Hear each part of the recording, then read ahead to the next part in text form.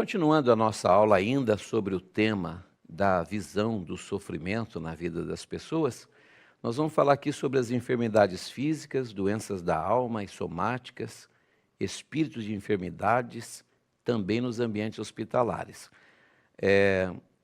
Algumas aulas darão seguimentos além dessa, dentro desse próprio tema, que está aqui, para você, mas eu quero ainda continuar falando, ainda no tema da aula passada, sobre este assunto do sofrimento, a visão do sofrimento. Mas, daqui a pouco nós vamos entrar, e abrange muito mais esse assunto. Lembra que eu falei na aula passada sobre mostrar às pessoas que estão num sofrimento muito grande, que pessoas boas também passaram grandes sofrimentos. E eu disse na aula passada que nós não podemos nos tornar insensíveis ao sofrimento alheio. A pessoa que faz a capelania, o capelão, a capelã ou o visitador, ele precisa entender que não pode se acostumar com o sofrimento alheio. E também não pode emitir juízo independente do comportamento da pessoa que está sofrendo. Porque, afinal de contas, quem está sofrendo é quem sabe o que está sentindo. Lembre-se que quando uma pessoa está se afogando e alguém for tentar salvá-la, num ato de desespero, ela vai se agarrar a essa pessoa. Ela vai se agarrar não para afogar também essa pessoa, mas ela vai tentar se agarrar para tentar se salvar. E, infelizmente, se essa pessoa que for agarrada não tiver preparo e não souber como abordar, ela pode sucumbir junto.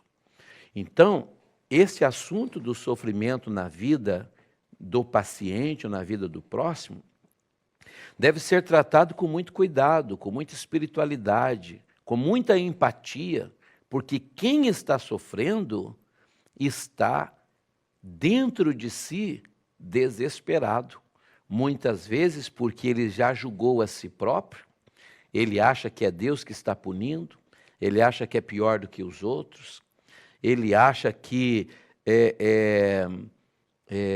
Deus está sendo injusto com ele. E a gente que visita precisa estar preparado para ouvir todo esse tipo de comentário.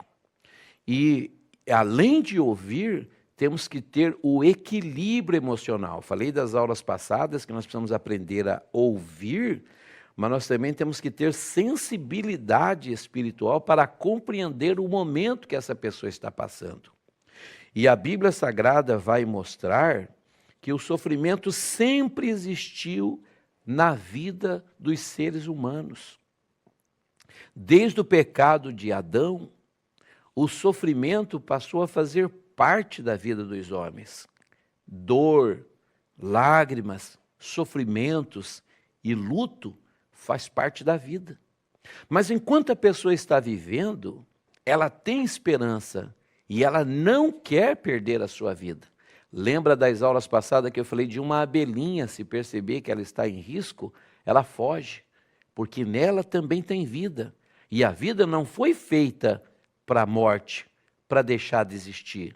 A morte é uma interrupção da vida por consequência do pecado de Adão. E o pecado de Adão passou a todos os seres humanos e nós nos tornamos seres humanos mortais. Quando Deus expulsou Adão do paraíso, não expulsou simplesmente como uma sentença ou por severidade. Deus expulsou Adão dali porque no paraíso também existia a árvore da vida. E se Adão, que agora comeu da árvore da ciência do bem e do mal, comesse do fruto da árvore da vida, talvez estaria condenado, a viver eternamente morto ou separado de Deus. Então, o fato de Deus expulsar Adão e Eva do paraíso foi para preservá-los, porque Deus também tinha um plano de resgate. Lembra que o cordeiro foi morto antes da fundação do mundo. Então, o comportamento de Adão não surpreendeu Deus. Deus não sabia? Claro que sabia, meus irmãos. Deus sabia tudo o que aconteceria. Deus sabia tudo. Porque Deus, na presciência de Deus, na onisciência, na onipotência, na onipresença de Deus, Deus sabia tudo e permitiu na vontade permissiva, porque existe a vontade diretiva. A verdade é que às vezes o mal se instala, mas Deus, como disse José aos seus irmãos, lá no livro de Gênesis, quando ele vai falar com os seus irmãos, ele diz assim: vós bem tentaste o mal contra mim, mas Deus transformou o mal em bem, como se vê nesse dia, para a preservação da vida. Então, note que às vezes há sofrimentos, queridos irmãos, e você, por favor, entenda o que eu vou dizer, que são necessários acontecer na vida do homem.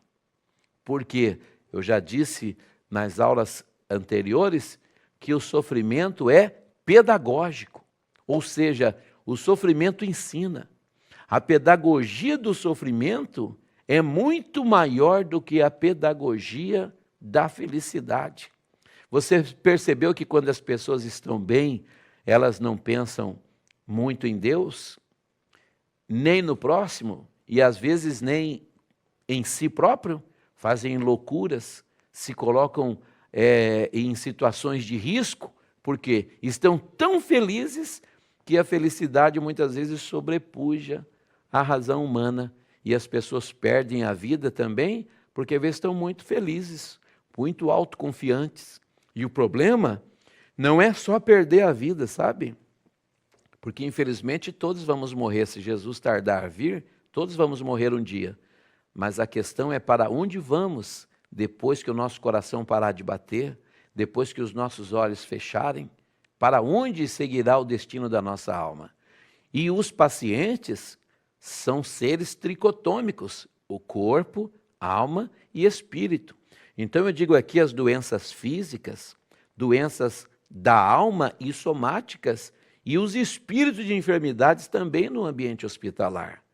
Então, note que às vezes o corpo está doente, mas a alma recebe a cura. Às vezes a alma está doente e o corpo está saudável. Aí é necessário, algumas vezes, no que eu chamo de psil de Deus, o psil de Deus, muitas vezes, chama a atenção do ser humano através de uma enfermidade. Você sabia disso? Você sabia que também as enfermidades podem ser um agente de Deus para a salvação da alma? Então nós precisamos entender que cada caso é um caso, cada pessoa é um indivíduo. Você já pensou que Deus poderia tratar todos os seres humanos coletivamente? Mas você já levou em conta que Deus é um ser pessoal? E Ele te trata na primeira pessoa do singular? Olha lá, em Isaías 43, não me foge a memória. Assim diz o Senhor que te criou, ó Jacó, e te formou, ó Israel. Não temas, porque eu te remi. Chamei-te pelo teu nome. Tu és meu. Está tratando ali, na primeira pessoa. Para Jacó tem criação, para Israel tem formação. Mas ele chama pelo teu nome. Deus não erra o teu nome, o teu endereço. Deus não te confunde com ninguém. Em 7 bilhões e tantos milhões de habitantes no mundo, só você tem a sua impressão digital, só você tem a íris do teu olho igual à sua, só você tem a voz exatamente como essa que você tem. Você já pensou nisso?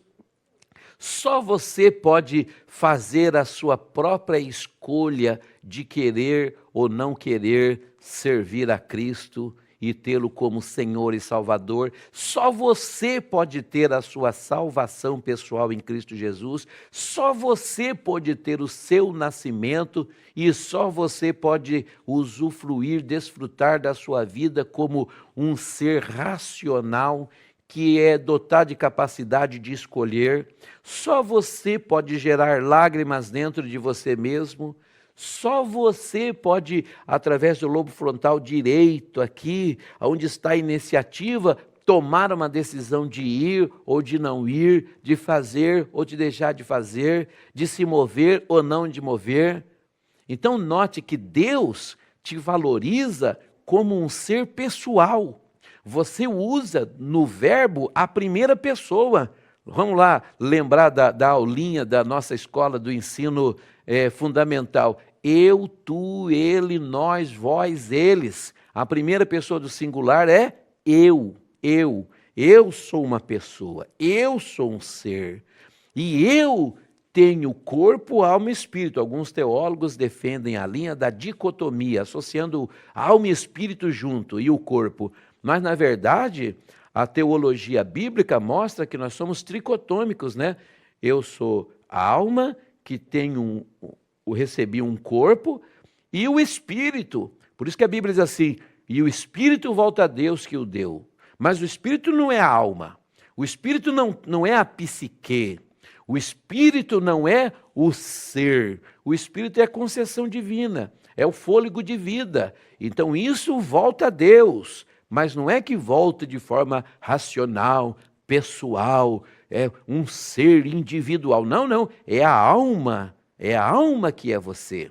E essa alma que é você tem um corpo e recebeu o espírito, que é o fôlego de vida, entendeu? Então, quando a pessoa adoece, o que adoece é o físico. Mas essa doença física, essa doença do corpo, que pode ser uma trombose, um infarto, uma pneumonia, um câncer, uma pancreatite, enfim, as milhares de doenças que existem afetam o corpo.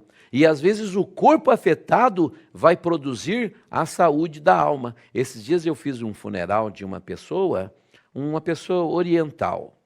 E eu tive a felicidade de conhecer o Japão. Fiquei alguns dias pregando a palavra de Deus no Japão e conheci muitos japoneses, muitas cidades do Japão. Estive ali a convite dos missionários Roberto Meguro e Karina Meguro. E eu conheci muitos outros japoneses que eu já tinha sido missionário aqui no Brasil, lá no quilômetro 54 da Raposo Tavares, no Jardim Japão, aonde eu trabalhei como ministério. E conheci muita gente maravilhosa ali no Jardim Japão, a irmã Leonarda Murataki, a irmã Kimio, o irmão Kanaoka, irmã Oto, muitas pessoas. E no Japão eu conheci eles lá, irmã Marisa e tantas outras pessoas que eu conheci, e eu percebi que, embora o comportamento de cada pessoa é de um jeito, a alma de todos os homens, ela anseia por Deus. Ela tem sede, como o salmista Davi disse, como o servo brama pelas correntes das águas, assim suspira minha alma por ti, ó Deus. O salmista também diz no Salmo 42, verso 2 ou verso 3, diz assim, as minhas lágrimas servem de mantimento à minha alma, e tu me dizes constantemente, onde está o teu Deus? O mesmo salmista diz assim, por que te abates, ó minha alma? Por que te perturbas dentro de mim? E espera em Deus, pois eu ainda o louvarei. Agora veja comigo, nessa visão do sofrimento desse ser almático, dessa pessoa dotada de emoções e de razão, você observa que ele emite palavras, ele verbaliza situações que ele está vivendo, que um capelão tem que saber interagir, ouvir e absorver, sem confrontar, sem discussão. Por quê? Você está ali para prestar uma assistência espiritual de acordo com a necessidade do paciente. A prioridade é dele ser assistido por você e não você ser assistido por ele. Não é o que você já sabe que você interessa, é o que ele precisa receber através da sua visita de assistência espiritual. Note que o próprio Cristo, no Getsêmani, a Bíblia diz que ele diz assim, ó, a minha alma está profundamente triste até a morte. Então, note que o sofrimento, desde Adão, ele passou a todos os homens. E às vezes o corpo doente vai gerar saúde para a alma. Eu quero te contar um testemunho do meu irmão, evangelista Jefferson Romano. Jefferson Romano era um homem que vivia a vida que queria, um moço bem de situação, desde criança trabalhamos. Meu pai, João Marcos Romano, ensinou a gente a trabalhar muito, toda a vida trabalhamos para nós mesmos. Meu pai era um homem autônomo, um comerciante, meu irmão também se tornou um, mas meu irmão vivia a vida que ele queria. Era um homem que você falava de Deus, ele ria, falava de igreja, ele zombava.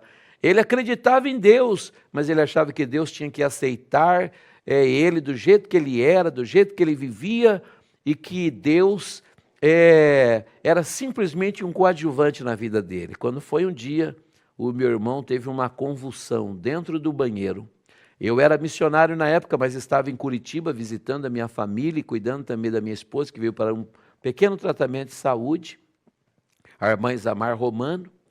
E aí meu irmão caiu dentro do banheiro e nós escutamos o barulho. Meu irmão não era crente, eu era missionário, já era pastor na cidade de Piedade, do Ministério do Belém, em São Paulo, onde trabalhava com o pastor Hélio Vieira de Camargo, depois trabalhei com o pastor Edson José dos Santos, depois trabalhei com o pastor João Carlos Padilha de Siqueira, de saudosa memória, meu querido amigo, irmão, companheiro, que também perdeu a vida por uma doença terminal, que eu também pude ajudar ele, estive com ele algumas vezes como pastor, como capelão, mas o meu irmão, ele caiu no banheiro e eu tive que arrombar a porta do banheiro e vi ele convulsionando severamente.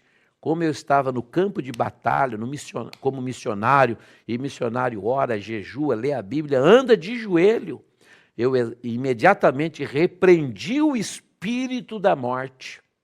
Repreendi, meu irmão estava desacordado, convulsionando, minha família ficou desesperada, e eu repreendi o espírito da morte, levamos para o hospital, porque não é só a parte espiritual, tem a parte física. Levamos para o hospital e foi detectado que ele tinha um tumor cerebral na área onde controlava o movimento do corpo. Depois de feito o exame, foi operado por um grande cirurgião de Curitiba, Dr. Silvio Machado, a quem nós sempre honramos, reconhecemos um instrumento também de Deus. Ele foi submetido à cirurgia acordado e o médico extraiu um tumor do seu cérebro que era identificado de grau 2, chamado astrocitoma. E ali começou a luta do meu irmão. Mas antes da cirurgia, meu irmão, que zombava, não acreditava muito e achava que Deus tinha que aceitar de qualquer maneira, ficou mais de 20 dias deitado numa maca no pronto-socorro. E o homem, quando se deita, ele é obrigado a olhar para cima. E a palavra homem também significa aquele que olha para cima, mas muitas vezes os homens não olham para cima. E quando meu irmão estava deitado, de barriga para cima, olhando para cima, ele lembrou que existe um Deus. Durante todo o período de internação, eu fiquei junto com ele no hospital. E ele dizia para mim assim: eu queria gritar e pedir a Deus perdão. Sim, porque ele achou que a doença dele era Deus lhe punindo. E eu disse: você tem uma visão distorcida de Deus. Deus não está aqui com uma espada esperando para te degolar da esquina. Deus não está ali com uma foice querendo te romper ao meio e te pegar de surpresa. Deus é amor. Deus enviou Jesus para o seu filho morrer, para Jesus morrer pelos teus pecados. Deus quer te salvar. E esse problema pode ser o condutor que vai te levar até a presença de Jesus. Deus está te trazendo a presença de Jesus porque quer que Jesus viva na sua vida. E ele diz: mas será que Jesus me aceita? Porque ele emitiu o juízo pessoal. Quem sofre acha que Deus está punindo, que Deus não quer mais, que Deus já deu o veredito e vai acabar com a vida dele. E cabe ao capelão, ao pastor, ao assistente espiritual dizer que não é assim. Deus é amor. Descubra para o paciente o coração amoroso de Deus, o coração de pai. Lembra dos discípulos? Ensina-nos a orar. O judeu chamava Abraão de pai. Jesus disse: quando vocês orarem, orem assim: Pai nosso que está nos céus. Nosso Deus é Pai. Ensina as pessoas que Deus é Pai, que Deus os ama, que Deus os quer, que Deus pode salvá-los. E o pecado que eles cometeram não surpreendeu a Deus, porque Deus já sabia que Adão erraria, que Eva erraria, e o Cordeiro foi morto antes da fundação do mundo. Aliás, o Cordeiro aparece em muitas situações que antecedem o mal na vida das pessoas, porque Deus quer salvar, que Deus quer operar milagre de salvação. E o meu irmão se entregou para Jesus. E eu tive o prazer de orar por ele no hospital. E ele creu, aceitou Jesus, e de um homem ímpio, que vivia dissolutamente, passou a ser um homem com um tumor dentro do cérebro, que pregava o evangelho dentro do hospital, sem ser batizado, sem fazer teologia. Ele ia de maca em maca dizendo: Deus ama você, Deus quer te salvar, essa doença quer te aproximar de Deus, esse momento é propício para você conhecer Deus. E ele falava na mesma situação e as pessoas ouviam muito mais ele do que eu, porque eu estava de terno, de gravata, ele estava de pijama hospitalar. Eu estava saudável, mas ele era um paciente de um tumor cerebral.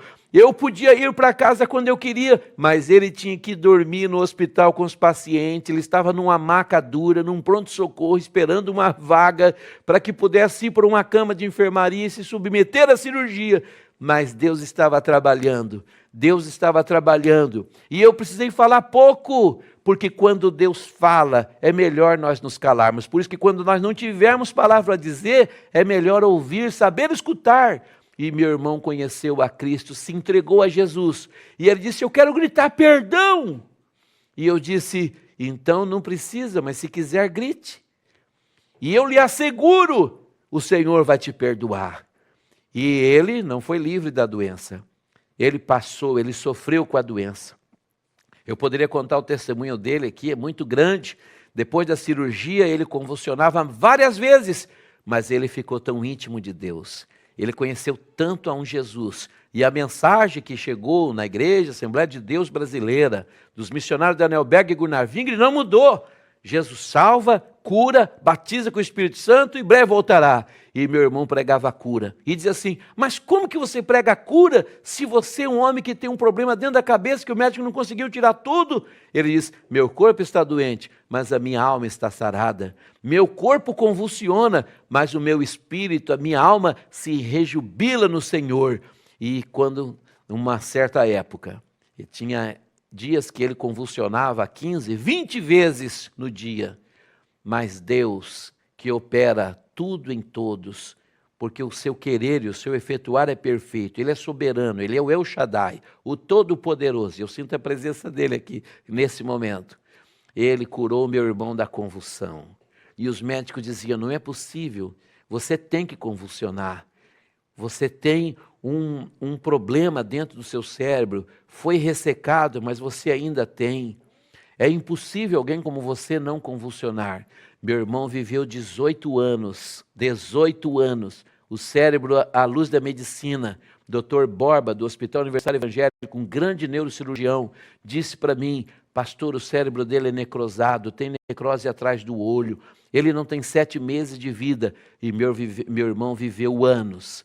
Meu irmão dirigia, meu irmão se tornou presbítero, meu irmão se tornou evangelista, pastor de igreja, um grande missionário, porque a enfermidade o aproximou de Deus. Ele viveu 18 anos depois da doença, cheio do Espírito de Deus, pregando aos doentes, ganhando pessoas para Jesus. E quando chegou o momento certo, o homem nascido de mulher, Jó 14, leia na sua Bíblia, é de bem poucos dias cheio de inquietação. O Senhor pôs limite aos seus meses e não passarão além deles. Quando chegou o momento de Deus na vida dele, Deus o chamou para a glória, Deus o chamou para a eternidade. E a última palavra que o meu irmão disse foi a seguinte, eu estava junto, ele disse assim,